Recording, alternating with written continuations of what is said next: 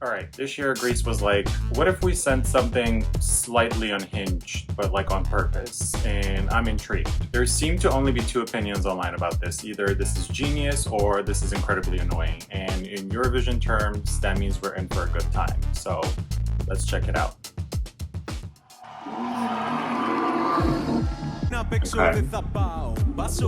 Okay, this feels like engineered chaos, but on purpose. Like I can already feel it looping and we're barely in.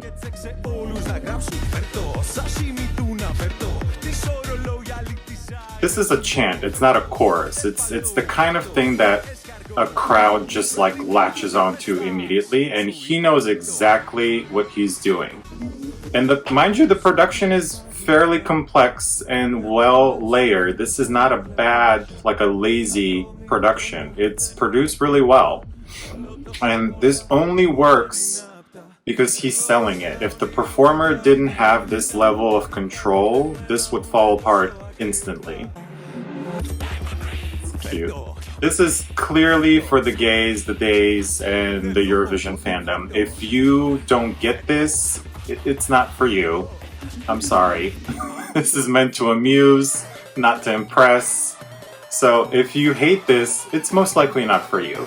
The risk here is with something this repetitive, it is very likely that the jury is going to rip it to shreds. Oh? Okay, total 180. Wait a minute. He is trolling the jury. This was inserted here. This is so, I need to pause it, hold on.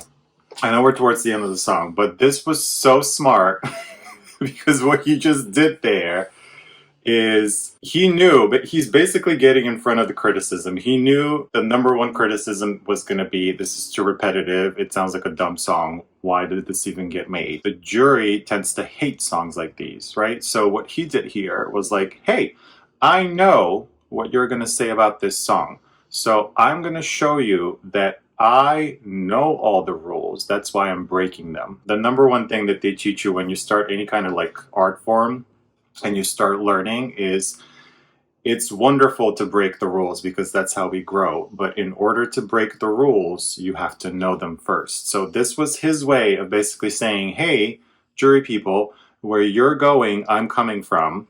I know all the rules. That's why I'm allowed to break them. So this was his little moment where he was like, hey, this is just so you can't say, oh, he can't sing. This is a lazy production. This song is making fun of Eurovision. This is genius. All right, let's finish. Yep, and then back to chaos. Back to organized chaos. That's confidence. He proved what he can do and immediately moved on like it was nothing. Okay, all right.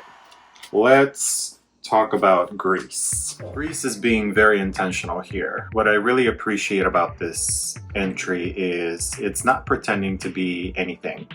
It knows exactly who it's gunning for.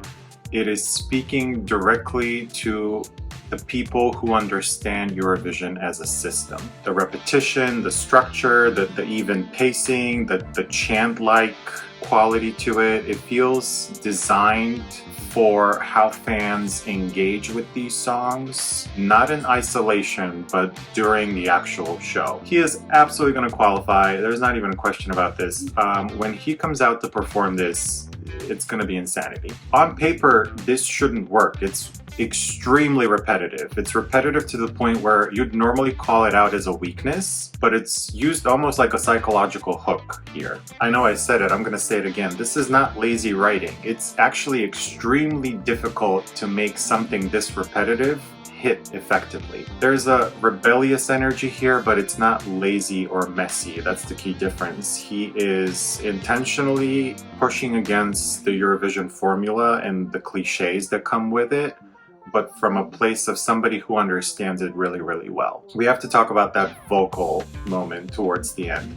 That reframes and changes the entire performance, at least for me. I typically hate songs like these. I do find them lazy precisely because they poke fun at Eurovision in a very messy way. Not here, because he settles on minimalism and repetition earlier, and he frames them as a choice, not a limitation. He's basically saying, I know exactly what you expect from me, and I'm choosing to do something different. I can do what you want me to do. Here's a little snippet.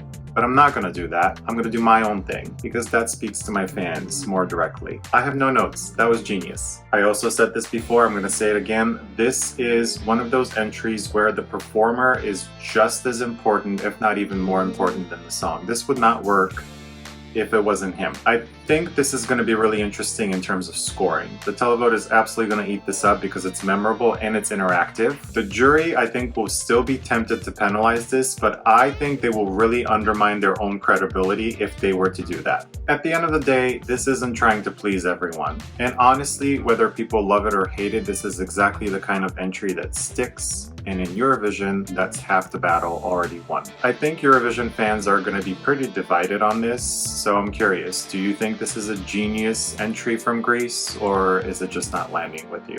Let me know in the comments below. I want to thank you for spending some time with me, and I'll see you soon. Over and out.